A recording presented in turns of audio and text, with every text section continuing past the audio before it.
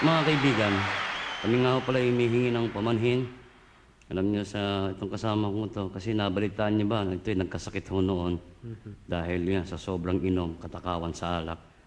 Yung nga nangyari sa amin sa Rome, naalala ko, naka-check-in ho kami sa isang first class hotel, magkaiwalay ho kami ng kwarto. Kaya niyo ba isang gabi kumatok tong si Chappie sa kwarto ko Porky, Porky! Nung buksan ko yung pinto, may dala-dalang isang boteng Johnny Walker. Ano naman yan? Magiinuman daw kami. Ngayon nung nagiinuman na ako kami, napansin ko, namumutla na siya. Kaya sabi ko, Chappie, bumalik ka na sa kwarto mo at mukhang lasing ka na. Hindi ako lasing, kaya ko pa yan. Maya-maya nagpaalam sa akin, paggamit ng comfort room, pinagamit ko.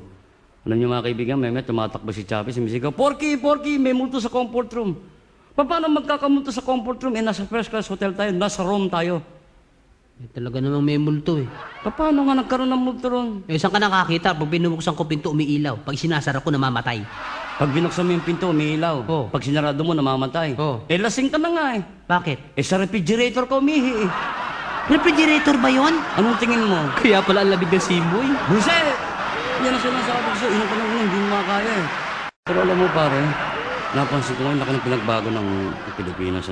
Ba't mo nasabi na naman? Iisipin mo minsan na nasa EDSA ako, nakasaya ako sa bus siyempre, alam mo naman, pagka rush hour, punuan ng tao. Oo. Nakita ko yung matanda, nakatayo, wala mo na nagbibigay ng upo. Naawa ko Grabe. Alam mo naman ako pare, pusong Pilipino ko, pusong Pinoy ako Yan ang Pinoy talaga. Ginawa ko, tinawag ko yung matanda. Kako, pinapaupo ko doon sa upuan ko. Oo.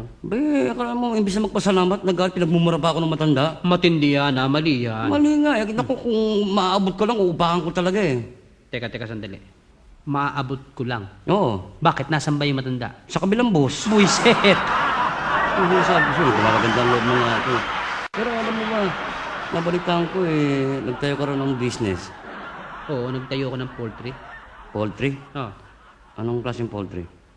Poultry ng manok. Alam nga mag-poultry ako ng baboy. Hindi, ibig sabihin poultry ng bibi, pato. At saka pare, dun sa tinayo kong poultry, bibilib ka. Bakit mo sabing bibilog ka po? Isang manok lang po nung mga itlog para sa umaga ay 6. Pagdating sa hapon ay 6 din. Sa umaga, 6 sa hapon. Oh. Anong pinapatoka mo? Palit mais, pinaghalo. Walang kwenta yung sisiw yan, pare. 6 na itlog na sa umaga, 6 na itlog na sa hapon, mahina pa rin. Pare, yung manok ng tiyuhin ko. Ang manok nung kumangitlog.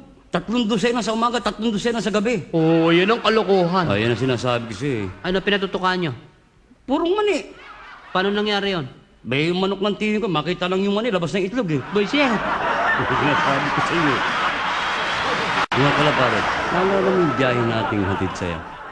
Nung mapunta tayo ng Spain, sa Rome. Sa Madrid? Sa Madrid ba yun? Oo. Yung merong arena doon, yung kanang mga bullfight, yung mga toro. Pare, may isang restaurant doon, matindi. Wow. Doon halos lahat ng mga nasyon pumapasok doon Ba? Curious ako. Pinasok ko rin. Alam mo, matakaw ako Oo, nawawala ka Nagkataon may Pilipinong waiter. Sabi ko, Brad, boss, ano yun? Ano yung specialty ninyo? Nakita kong umuusok ka, 2 bilog na malaki. Wow. Ayun ba, boss? Yun ang sizzling yaro. Sisling yaro? Kako, ano yung sizzling yaro? Yun ang yag balls ng toro. Ba, masarap ba yun? Bigyan mo nga ako isa. Yan. Pare, nung matikmang ko, matindi. Matindi yan. Natalo yung mga sizzling steak dito, yung mga Filet mignon. T-bone. Wow. Pare, sarap. Halos araw-araw yun ang kinakain ko. Ang galing. Nung huling paalis na tayo, pumunta ako ron Kaya parang minalas ako. Bakit? Nung umorder ako bumunting sa akin, ang liit lang, parang kalamansi lang ang laki. 2. Maliit lang? Sabi ko nga, waiter, psst! Boss, kanya naman. Bakit ganito ito? Ang liit naman ang binigyan mo sa akin ngayon. Boss, pasensya na kayo. Torero na dali. Bullshit! Marunong ka namang spelling. Spelling. Sige. Anong gusto mo pa spell? Spell committee. Committee? Simple. Committee? CEO! Dumili, committee! Sandali. Bakit? Huwag ka nagmamadali. Pag ikaw yung nagbabaybay, lalag mo ng damdamin yung feelings ng naunawa ng lahat. Kalokohan yung lagyan mo ng feelings yan, wala pag binaybay mo yan, pareho yan. Magkaiba yan. Pareho yan. Magkaiba yan. Magkaiba? Oh. Bel, ikaw nga, spell committee with feelings. With feelings? Sige. Simple. Ladies and gentlemen, committee with feelings. See? Oh.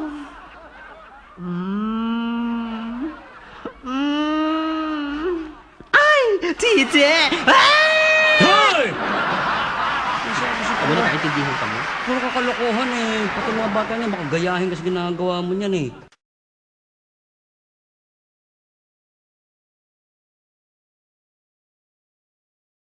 Pare, Oh, naalala ko minsan mapunta ako sa cemetery. ano? Nakita ko yung kumpare ko. Binabantayan 30 puntod. 3 puntod? Baka naman hindi. Totoo pare. Yung ginawa ko, nilabitan ko. Hindi ako makatiis eh.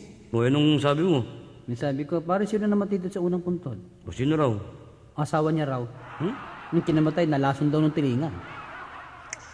Kawawa naman. Tapos tinanong ko ikalawa. Hmm. Asawa din daw niya. Asawa rin niya? Ano na naman ay kinamatay? Eh, kumain din ng tulingan. Eyo, nalason. Tapos? Tapos tinanong ko ikatlo. Oo, huwag mo sabing asawa rin niya yun. Asawa pa rin niya. Huwag mo sabihin na nasundi sa tulingan. Na, hindi.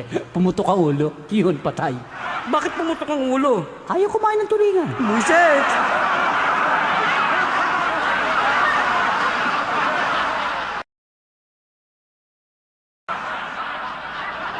Kapi, nakakain ka na ba sa first class na restaurant? Ba? Oo. Nung nasa Amsterdam tayo, parang kain ko sa first class na restaurant. Oh, sige, kung talagang sanay ka sa class na restaurant, anong ginagamit ang panghalo sa kape? Kaliwa o kanang kamay? Siyempre, kanang kamay. Mali! Abnormal ka pala eh. Ako, kutsirit ang ginagamit kong panghalo, hindi kamay. No.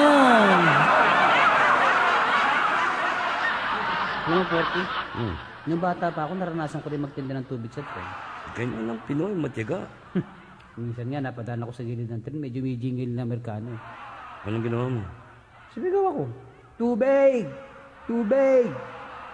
Sumigaw yung Amerikano? Anong sinigaw? Hey! This is not too big. This is just a regular size. Oh my God! Ano ikaw? Nung bata ka, sinong paborito mong superheroes? Batman, Aquaman, marami. Parang narinig mo na may istorya kay Superman. Hindi ka. Yan pala parang si Superman, patay na patay kay Wonder Woman. Oh, galing mo. Oo, minsan, nag-ronda si Superman sa ere. Kalahin mo parang makita niya si Wonder Woman sa rooftop. Nagsa-sunbathing, hubad-hubad. Hubad-hubad? Sabi nga ni Superman, pagkakataon ko na ito. Oh, galing. Para alam mo ginawa ni Superman. Pari, dali-dali. Pagharap doon kay Wonder Woman, pak, pak, pak. Inupakan, sabay alis. Oh, galing. Ang galit. Wonder Woman? Hindi, si Invisible Man. Bakit? Eh, nakapadong pala siya kay Wonder Woman. Upakan ni Superman eh. Kaya nung sabi? Tarantado yan. Sino ba yun? Sakit ng puwit ko ah. Na.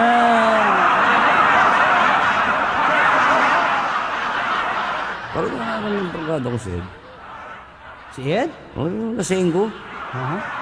Eh, minsan eh, galing kami sa Sambay ito. Inuman kami nun eh. Pauwi na kami. Rojas Boulevard eh.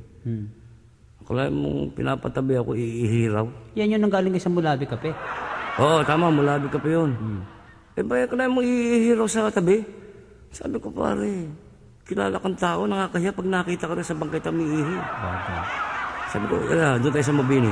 Maraming club doon. Yeah. Dinan ako sa Mabini. Ganyan ko tayo, bumaba. Umihi. May nang pagbalik eh, palis na kami. Kala mo sabihin sa akin na yung club daw eh, mayaman ang may-ari. Bakit? Eh, sabi ko nga, bakit naging mayaman ang may-ari? Parang gintura yung inidoro. Kinturaw? Kaya nga, sabi ko, kalokohan yung, paano magiging ginto inidoro?